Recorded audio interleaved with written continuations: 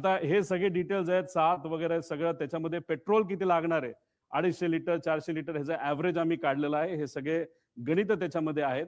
त्याच्यामध्ये आपण जर बघितलं तर मुंबईवरनं हे विमान जात असताना फुल टँक हे भरले होते. म्हणजे ते पूर्ण विमानचे जे पंखे असतात, त्या पंख्यामध्ये जो टँक असतो तो फुल भरला होता.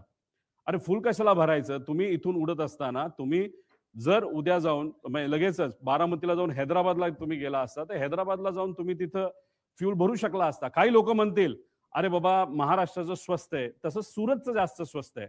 पण मग आता 3-3.5 हजार लिटर जर त्याच्यामध्ये फ्यूल बसत असेल, तर त्याला ₹10 फरक काढला तर 30-35 हजाराचा फरक पडतो. मोठा फरक होत होत नाही. त्यामुळे एवढं फ्यूल पंखात पण आणि आत पण असं आमचं मत आहे, की हे एवढं घेऊन बारामतीच्या दिशेने जाण्याचं कारण काय?